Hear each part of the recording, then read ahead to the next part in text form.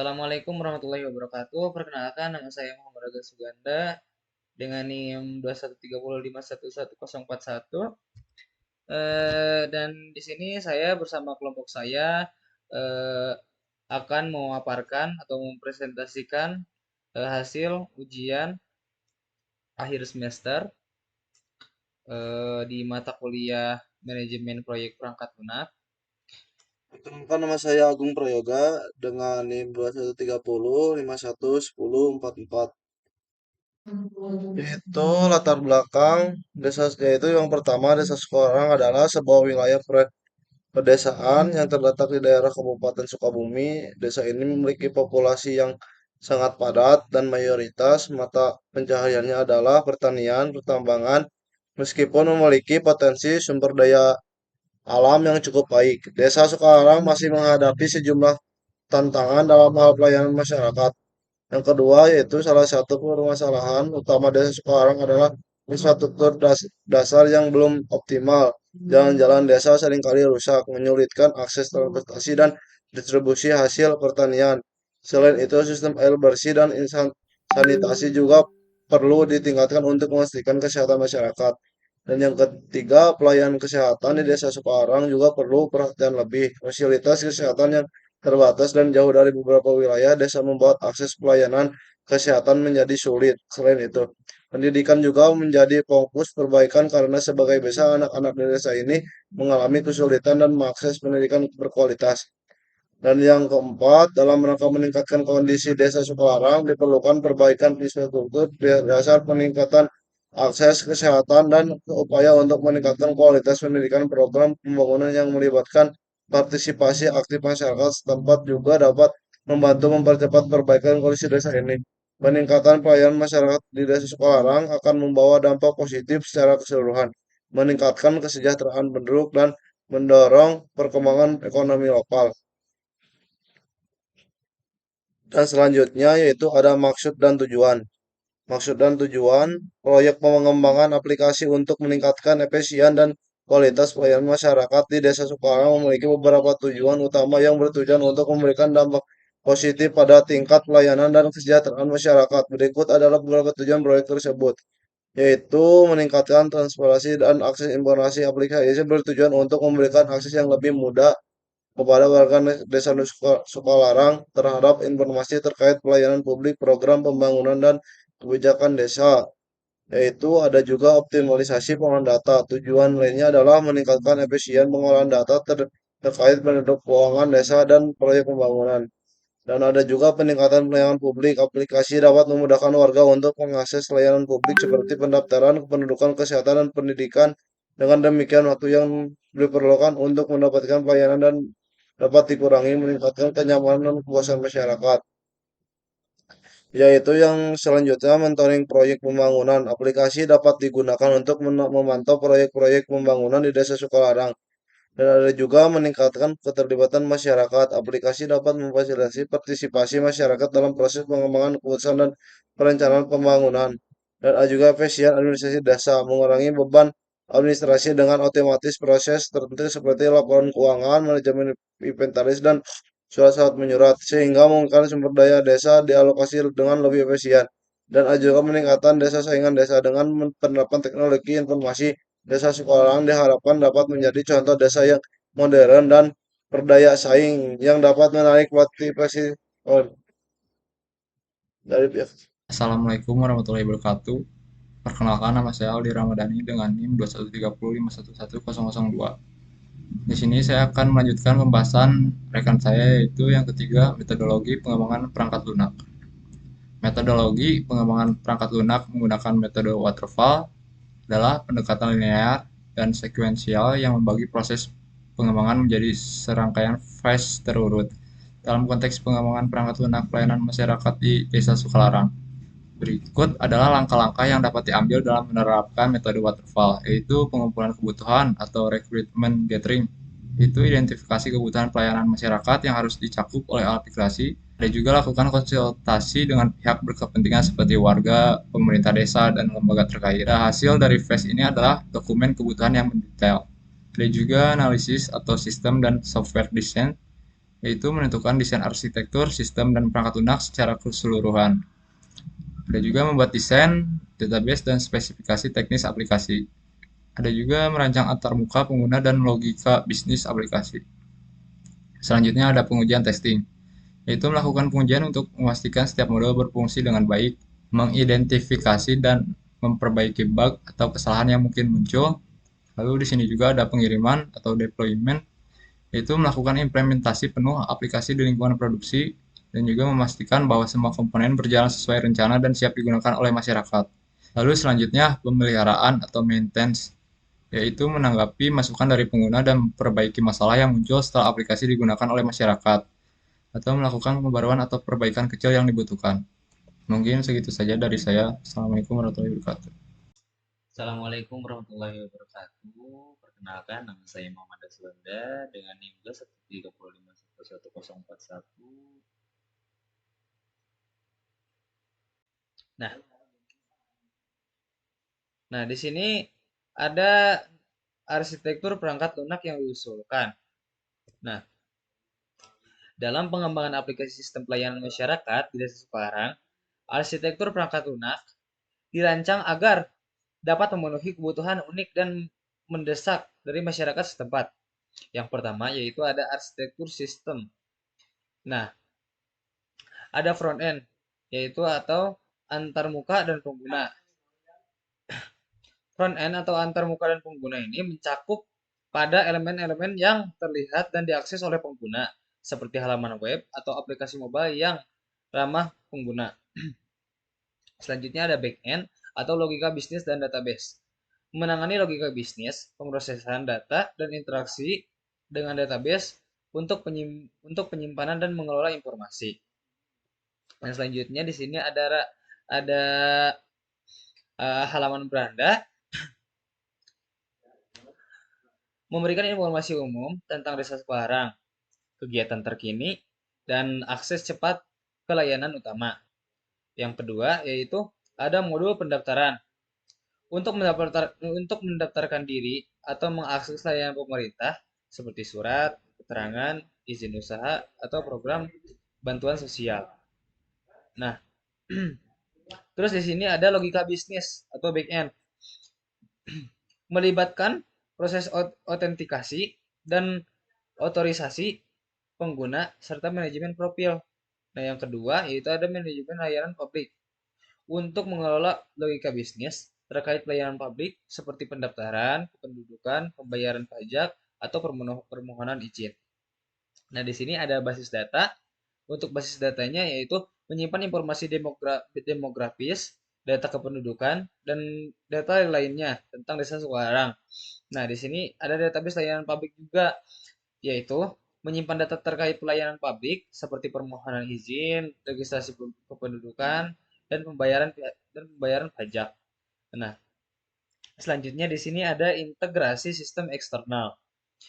Keterlibatan dengan sistem-sistem eksternal seperti ini yaitu instansi pemerintah, rumah sakit, atau lembaga pendidikan yang dapat meningkatkan in interoperabilitas dan saling mendukung.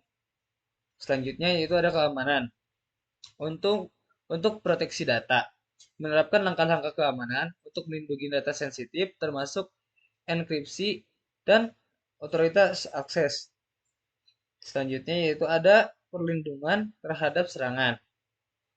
Nah, mengimplementasikan keamanan cyber untuk melindungi aplikasi dari serangan seperti SQL injection atau serangan berbasis web. Nah, untuk yang terakhir yaitu ada pemeliharaan dan pembaruan. Untuk pemeliharaan rutinnya yaitu mekanisme pemeliharaan rutin dan pemantauan kinerja sistem untuk memastikan kelancaran operasional. Terus yang selanjutnya ada interaksi pengguna. Untuk umpan balik pengguna yaitu mekanisme untuk menerima umpan balik dari pengguna akhir untuk perbaikan dan peningkatan kelanjutan. Sekian dari saya. Wassalamualaikum warahmatullahi wabarakatuh. Assalamualaikum warahmatullahi wabarakatuh. Perkenalkan, nama saya Kevin Saputra Senandar. Di sini saya akan menjelaskan tentang rencana pengembangan work breakdown struktur atau WBS. Yang pertama ada analisis kebutuhan, yaitu identifikasi kebutuhan pengguna. Mengidentifikasi kebutuhan dan harapan pengguna, yaitu menentukan pemangku kepentingan kunci. Lalu yang kedua ada pengumpulan informasi kebutuhan pengguna, mengumpulkan informasi tentang kebutuhan pengguna, melakukan wawancara dengan pemangku kepentingan. Lalu yang ketiga ada analisis kebutuhan fungsional, menganalisis fungsionalitas inti yang diperlukan. Aktivitasnya yaitu mengidentifikasi fungsionalitas inti. Lalu yang kedua ada analisis proses bisnis. Yang pertama ada identifikasi proses bisnis utama, yaitu mengidentifikasi proses bisnis utama, mengumpulkan data tentang proses bisnis yang ada. Lalu yang kedua ada identifikasi kebutuhan pengguna dan pemangku kepentingan. Mengidentifikasi kebutuhan pengguna dan pemangku kepentingan terkait proses bisnis. Melakukan wawancara dengan pengguna akhir dan pemangku kepentingan. Lalu yang ketiga ada perancangan sistem atau desain database. Analisis kebutuhan database, menganalisis kebutuhan untuk database, yaitu mengidentifikasi kebutuhan data. Lalu yang kedua ada desain antarmuka pengguna, UI atau UX. Merancang antarmuka pengguna yang responsif dan mudah digunakan, membuat sketsa dan wireframe antarmuka. Lalu yang keempat ada pengembangan atau development. Pembangunan infrastruktur. Membangun infrastruktur yang diperlukan untuk sistem, seperti menginstal perangkat keras. Lalu yang kedua ada implementasi basis data, menerapkan desain basis data ke dalam database, seperti membuat tabel, indeks, dan juga kunci. Lalu yang ketiga ada validasi dengan pengguna. Menguji sistem dengan pengguna akhir, memberikan akses kepada pengguna untuk pengujian beta. Baik, terima kasih. Assalamualaikum warahmatullahi wabarakatuh. Perkenalkan, nama saya Muhammad Haikal Lukman dengan NIM 2130 511040. Di sini saya akan menjelaskan tentang desain mockup.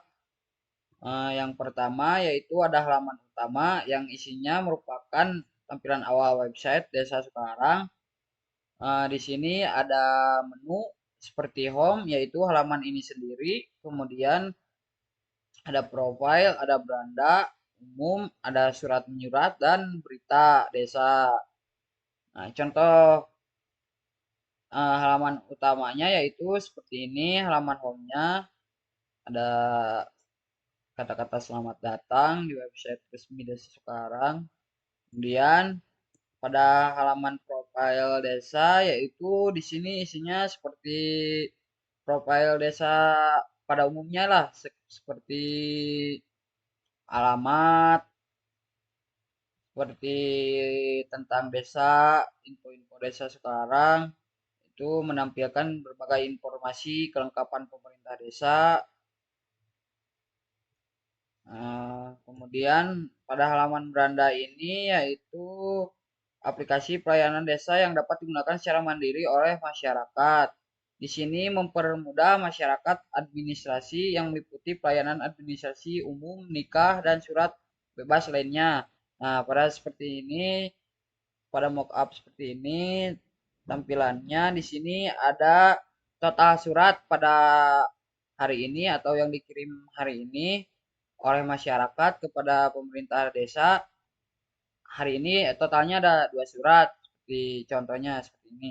Kemudian total minggunya berapa surat, dan total per bulannya ada berapa surat yang dikirim oleh masyarakat ke pemerintah desa.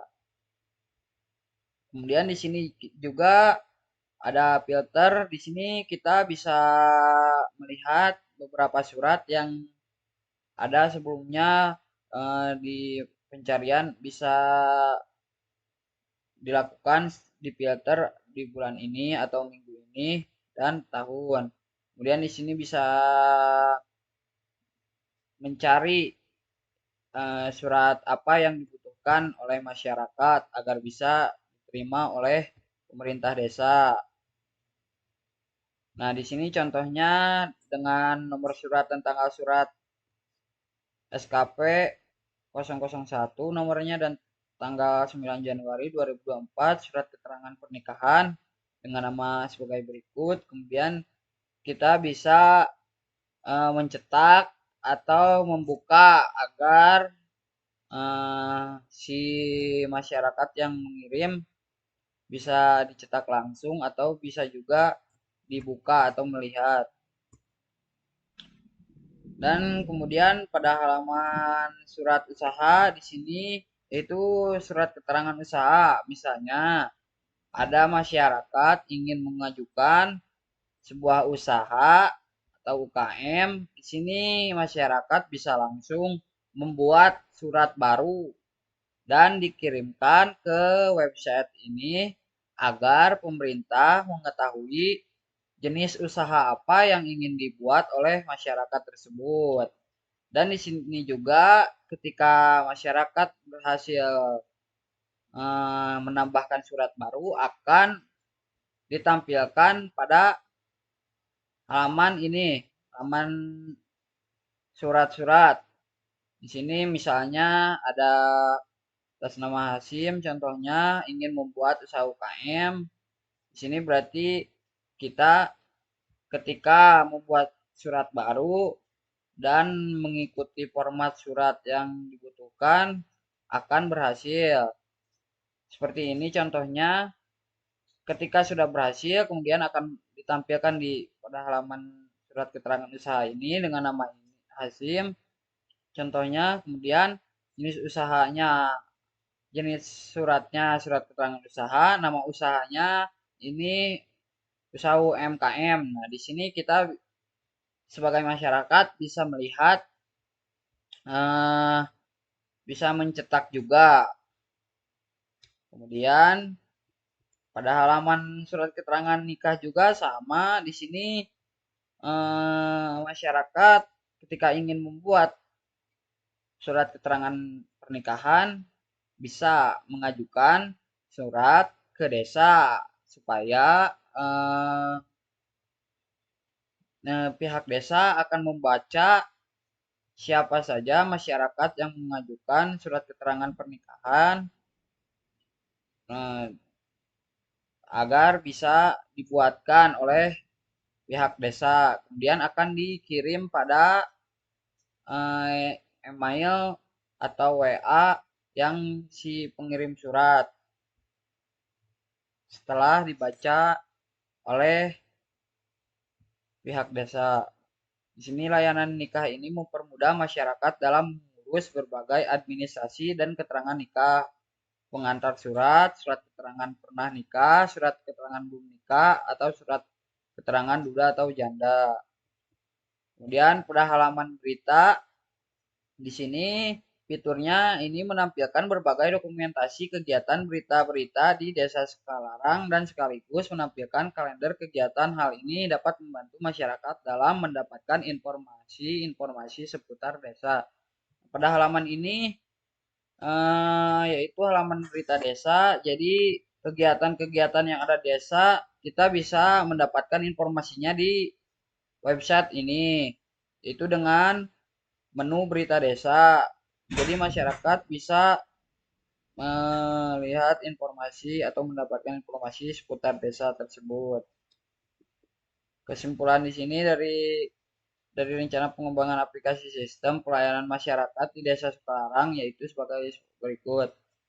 Yang pertama, penyelesaian tantangan desa. Aplikasi ini bertujuan untuk mengatasi beberapa tantangan utama yang dihadapi oleh Desa Sukalarang, terutama terkait infrastruktur dasar, pelayanan kesehatan, dan pendidikan. Kemudian yang kedua, peningkatan kesejahteraan masyarakat dengan fokus pada efisiensi pelayanan dan transparansi informasi. Seperti aplikasi ini diharapkan dapat meningkatkan kualitas hidup dan kesejahteraan masyarakat Desa Sukalarang. Aplikasi ini dirancang untuk memberikan solusi yang komprehensif bagi kebutuhan masyarakat. Metodologi pengembangan yaitu meskipun menggunakan metode waterfall yang linear, pendekatan ini memberikan kejelasan perencanaan dan dokumentasi yang jelas. Kemudian struktur organisasi proyek yang terdefinisi dengan peran-peran yang ditetapkan dengan jelas. Struktur organisasi proyek ini memastikan keterlibatan dan tanggung jawab yang tepat dari setiap anggota tim. Pengendalian kualitas dan komprehensif, proyek ini memiliki strategis yang luas untuk mengontrol kualitas perangkat lunak yang melibatkan berbagai pendekatan dan alat pengujian yang berbeda untuk memastikan produk akhir memiliki kualitas yang baik dan bermanfaat oleh seluruh masyarakat. Sekian dari saya, mohon maaf bila ada kesalahan. Assalamualaikum warahmatullahi wabarakatuh. Terima kasih. Mohon maaf Apabila ada salah kata atau penjelasan yang kurang jelas dari kelompok saya. Wabillahi taufiq wal hidayah. Wassalamualaikum warahmatullahi wabarakatuh.